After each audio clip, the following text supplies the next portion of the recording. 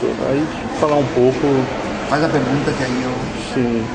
Eu queria conversar um pouco com você, Ricardo, sobre a juventude hoje, juventude brasileira, e quais perspectivas você tem, levando-se em conta esse cenário atual. Olha, se nós ficarmos atentos, olharmos para o que se passa, né, nos países europeus, por exemplo, ou nos Estados Unidos, nós vamos ver um cenário muito triste para a juventude. Na Espanha hoje, jovens entre 17 e 24 anos, o desemprego chega a quase 47%.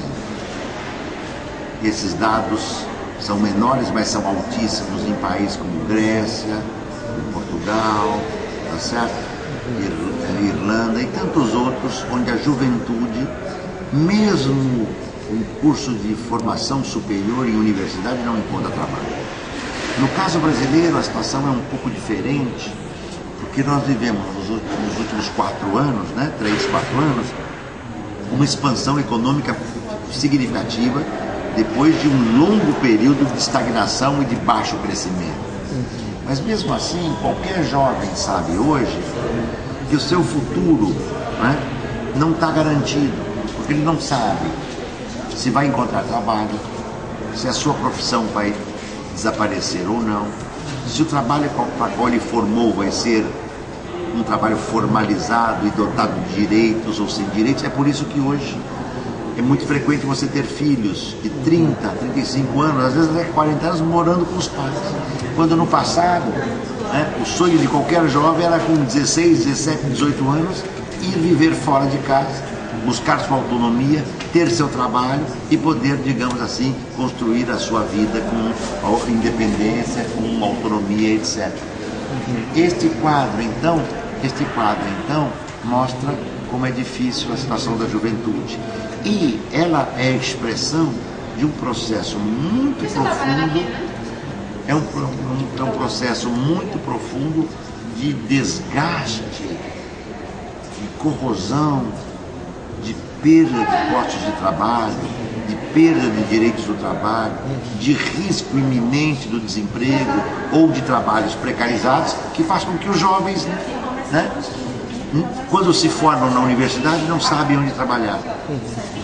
Por outro lado, às vezes em idade precoce, ou crianças ainda, de 5, 10 anos, que deveriam estar estudando e brincando, já ingressam no mercado de trabalho brutal, como os jovens que trabalham na indústria de sisal, na indústria de carvão, nas olarias, na produção de álcool e etanol, na agroindústria, etc. Então, o cenário da juventude é muito difícil, o que coloca a necessidade imperiosa de que a sociedade destrutiva em vigência hoje tem que ser profundamente alterada.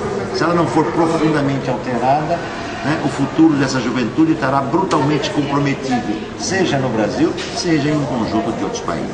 E em termos de participação, dados da Andifes sobre os estudantes nas universidades, apenas 5% tem alguma participação em entidades ou no movimento estudantil? Olha, o movimento estudantil sempre foi oscilante. Ele tem momentos de pico, por exemplo, no Brasil nos anos 66, 68, depois no Brasil nos anos 75, 80, na luta contra a ditadura militar, depois nos anos 85, na campanha das diretas, né? O movimento estudantil, para não falar do movimento estudantil na luta da UNE, por exemplo, contra a ditadura militar, né? Até mesmo no pré-64, né? Antes da ditadura militar e durante a ditadura militar. Mas tem também um momento em que o movimento estudantil se vê em baixa, em dificuldade, como foi, por exemplo, esse período mais recente, digamos, da década dos 90 para cá. Mas há sinais, e bastaria olhar a realidade do majestoso, magnífico movimento estudantil chileno hoje, que é emblemático do que se passa e dos jovens chilenos, com apoio dos pais, dos professores, estão questionando a universidade toda privatizada no Chile, e é evidente que este questionamento da universidade toda privatizada no Chile é um questionamento da própria estrutura da sociedade chilena. Ou seja, né, não vamos imaginar, pensar, hoje os estudantes podem estar vivendo, claro que Há momentos em que a organização dos estudantes ajuda nos seus avanços, há outros momentos em que a própria organização acaba sendo uma barreira, mas esses movimentos são conjunturais, ora avançam, ora vivem um descenso, mas eu acho que nós estamos na iminência de uma retomada de movimentos estudantis no Brasil também importantes.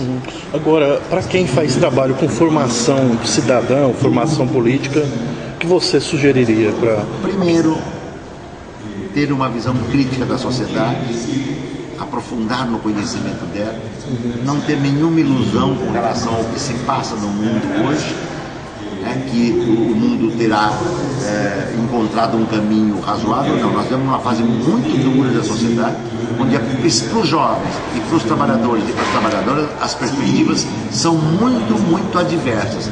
Então o que eu digo que seria possível na universidade, nas escolas, nos movimentos estudantis, nos movimentos sociais, na leitura, no estudo, uma capacidade que é mais possível de se encontrar no estudante, tá certo, do que naqueles que já são mais velhos, mais idosos, que é a capacidade de pensar criticamente e não recusar aquilo que os estudantes podem ajudar profundamente a fazer, que é mudar profundamente o mundo.